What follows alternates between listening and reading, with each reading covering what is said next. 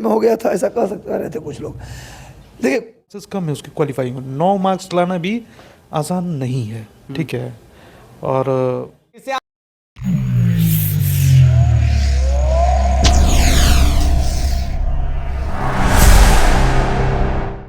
हमारी उपस्थिति मिशन 50 में मौजूद है। हमारे जस्ट राइट साइड में देखेंगे तो रजनीश सर और लेफ्ट साइड में देखेंगे तो सतीश सिंह, जो कि जाने माने शिक्षक है। आज पहली बार कैमरा में आ रहे हैं तो थोड़ा शर्मा रहे होंगे, माफ कीजिएगा।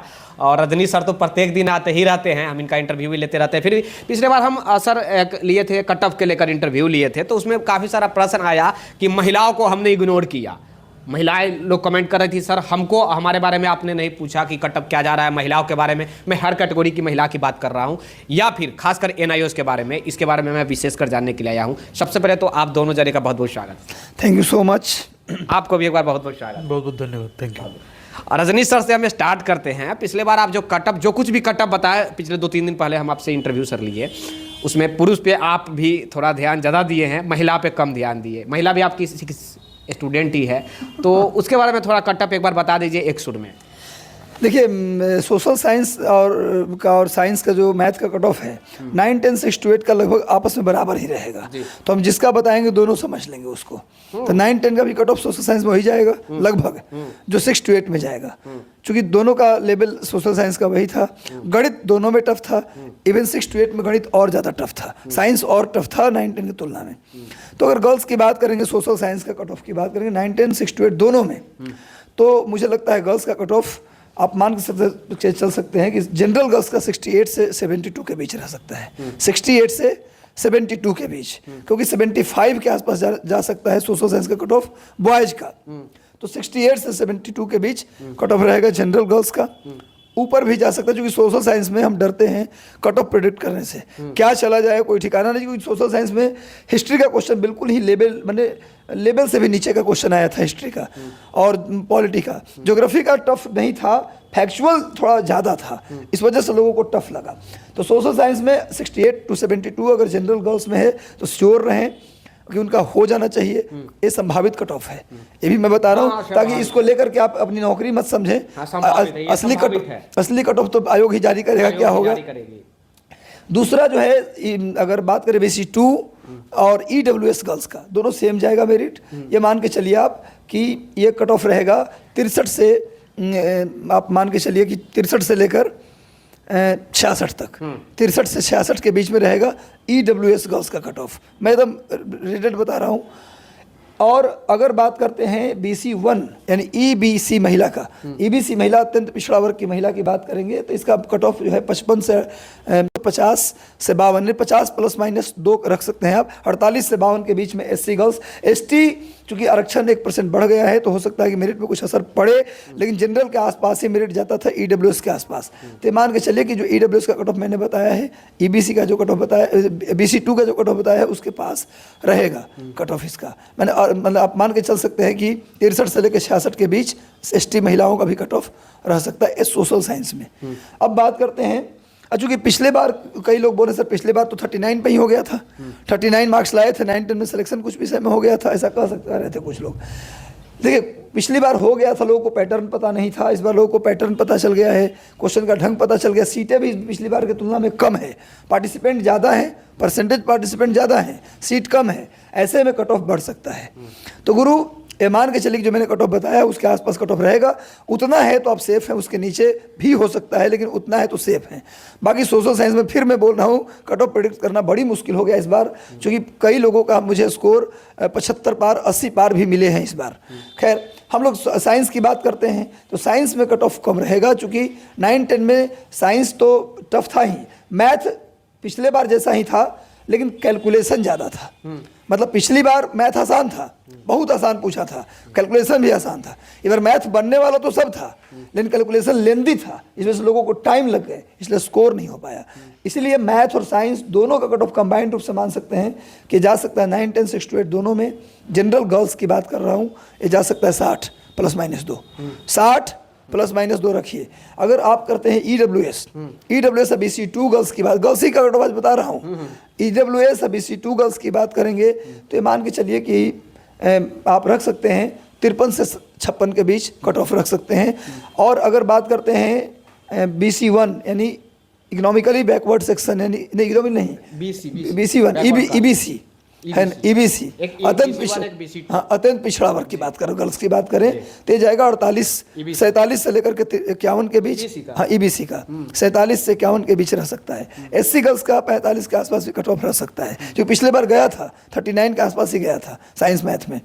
इस बार मैं ऐसा नहीं कि पिछली बार से हम हर एक कैटेगरी में 5 नंबर बढ़ा ही के बता रहे हैं, क्योंकि लोगों को पैटर्न पता था, लेकिन आप मान के चलिए कि कितना भी सीट हो, कितने भी पार्टिसिपेंट हो, सबसे बड़ा कट ऑफ का जो फैक्टर होता है वो क्वेश्चन का लेवल होता है। भले ही पार्टिसिपेंट कितना भी ज़्यादा हो जाए, कितना भी सीट कम हो, एक बिल्कुल एक छोटा रोल होता है इनका कट ऑफ में, छोटा रोल होता है इनका कट ऑफ में। कट ऑफ में सबसे बड़ा रोल होता है प्रश्न पत्र के लेवल का। और कोई कैटेगरी छोड़ रहे हैं? कोई ST छोड़ रहा था मैं, तो ST तो ही जनरल के आसपास मान के चलिए, मैंने बताया है 53 से लेकर 56 के बीच, वो EWS के बराबर रहेगा, बस यही कैटेगरी था। तो प्रश्न पत्र का लेवल बहुत टफ था। 6 to 8 का साइंस तो ऐसा था कि बिल्कुल, हमारा भी फिजिक्स ऑनर्स रहा है, मैं पढ़ाता भले हिस्ट्री हूँ, मेरा फिजिक्स ऑनर्स है, मुझे हवा नहीं लग रहा था साइंस, ऐसा लगता कभी +2 में भी नहीं सुना है। साइंस और टफ था 6 to 8 का, मैथमेटिक्स भी टफ था 6 to 8 का, 9 10 की तुलना में 6 to 8 में ज़्यादा टफ था। तो जो मैंने कट ऑफ बताया उससे 6 to 8 में और कम ही हो सकता है, बढ़ेगा नहीं। 9 10 में खैर वही रहेगा, ठीक है। तो ये कट ऑफ रहा महिलाओं का, और रहेगा पूरा हर एक कैटेगरी में 9 10 6 to 8। अब थोड़ा सतीश सर से भी बात कर लिया जाए। कर लीजिए। अब सतीश सर से थोड़ा हम जानते हैं, पहली बार, सबसे पहले तो आपको बहुत बहुत स्वागत है, पहली बार आप हमारे साथ जुड़े हैं सर। बहुत बहुत धन्यवाद, आपका भी स्वागत। आपके मुताबिक जो सर ने बताया कट ऑफ क्या कुछ लग रहा है ये, क्योंकि आप भी देख रहे हैं ये क्या कुछ चल रहा है। TRE 1 की मैं बातें करूँ, वहाँ से आप देखते आ रहे हैं, TRE 2 अभी एग्जाम हुआ है, क्या कुछ चल रहा है नहीं चल रहा है, सारा दुनियादारी आप देखते आ रहे हैं। एग्जाम का रिव्यू भी देख रहे हैं, स्टूडेंट की फीडबैक भी देख रहे हैं, क्या क्वेश्चन कैसा आया है नहीं आया है, कितना स्टूडेंटों ने बनाया, हर चीज़ हर पहलू पे आपका नज़र है। मैं आपसे जानना चाहूँगा कट ऑफ आप भी थोड़ा सा जो भी है तेज़ी में एक बार बताने का प्रयास कीजिए। देखिए, जैसे कि मैं रजनीश सर की बातों को रिपीट नहीं कर रहा हूँ, लेकिन जो उन्होंने बातें कही हैं बिल्कुल सही है। कट ऑफ निर्धारित करने का सबसे मतलब जो न्यूक्लियस पॉइंट होता है ना, वो होता है आपको क्वेश्चन का लेवल। ठीक है, बिल्कुल सही कहा। लेवल कैसा था ये स्टूडेंट से कुछ फीडबैक मिली है? देखिए, अब उसमें साइंस वाला जो है क्वेश्चन था 6 to 8 का, वो वाकई में समझिए कि कॉन्सेप्चुअल क्वेश्चन थे, ठीक है, बनिस्पत 9 10 के। दूसरी बात ये है कि थोड़ा सा इधर उधर से भी क्वेश्चन थे, तो उसमें मुश्किल था। मैथ्स के क्वेश्चन बनने वाले थे, लेकिन वो टाइम टेकिंग वाले थे, ठीक है। ऐसी स्थिति में बहुत सारे क्वेश्चन छूटे भी हैं। दूसरा चीज़ है कि हिंदी का, तो हिंदी का क्वालिफाइंग पेपर, कहने को क्वालिफाइंग पेपर था, अगर उसमें मान लीजिए कि अच्छे से कोई ग्रामर नहीं पढ़ा है, सतही पढ़ा है, तो फिर चांसेस कम है उसके क्वालिफाई में। 9 मार्क्स लाना भी आसान नहीं है, ठीक है। और सोशल साइंस का जैसा कि कहा, क्योंकि बहुत सारे जिनका भी सोशल साइंस में आपका हिस्ट्री और पॉलिटिकल साइंस था, तो उनका थोड़ा सा मतलब क्वेश्चन आसान होने के चलते वो हमको लगता है कि कट ऑफ ऊपर नीचे हो सकता है, जा सकता है। साइंस के बनिस्पत साइंस नीचे रह सकता है। उसमें भी अब जैसे जिन्होंने लास्ट टाइम में 7 तारीख तक ये दिया गया था कि आप अपना सब्जेक्ट चेंज कर सकते हैं, तो कई लोग जो कि हिस्ट्री और सिविक्स के साथ मतलब कंफर्टेबल थे, उन्होंने ज्योग्राफी और इकोनॉमिक्स ले लिया लास्ट में, ज्योग्राफी के साथ, या फिर ज्योग्राफी के साथ जो है ये इकोनॉमिक्स ले लिया, या तो इन सब चीज़ों से क्या है कि थोड़ा सा उनको मने हुई है, मुश्किल हुई है। ज्योग्राफी के क्वेश्चन भी बनने वाले थे, लेकिन वो फैक्चुअल थे, और उसमें मतलब आंसर का जो ऑप्शन था वो क्लोजेस्ट था। तो ऐसी स्थिति में थोड़ा सा मने हो सकता है। और सही बात है भाई कि आप सोशल साइंस के कट ऑफ का आप अंदाज़ा नहीं लगा सकते हैं, ठीक है। वो ऊपर भी जा सकता है, नीचे भी जा सकता है, वो सब कुछ डिपेंड करता है आपको क्वेश्चन के पैटर्न पे कि क्वेश्चन कैसा पूछा है, लेवल पे क्वेश्न पूछा है, ठीक है। मतलब क्वेश्चन लेवल के था क्या सर? क्वेश्चन लेवल के था, तो इसलिए जो है हिस्ट्री और पॉलिटिकल साइंस के तो क्वेश्चन आसान थे, ज्योग्राफी और इकोनॉमिक्स के थोड़े क्वेश्चन अच्छे थे। तो ऐसी स्थिति में अब वही मैं आपके मुताबिक जो सर बताया वो कट ऑफ क्या? कट ऑफ वही आपको 70 से 75 रहेगा, 75।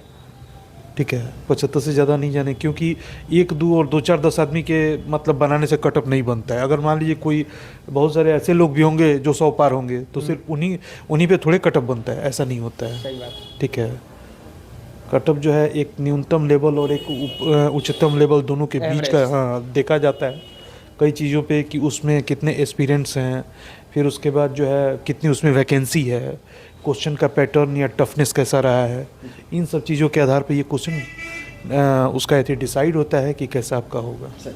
एक प्रश्न और है सर, एक प्रश्न ये पता नहीं आप बता पाएंगे कि नहीं। NIOS को सुप्रीम कोर्ट बाहर कर दिया है, कहा जा रहा था कि जो सप्लीमेंट्री रिजल्ट आएगा उसमें NIOS आएगा या नहीं आएगा, लेकिन आया है, NIOS का भी रिजल्ट दिया गया है।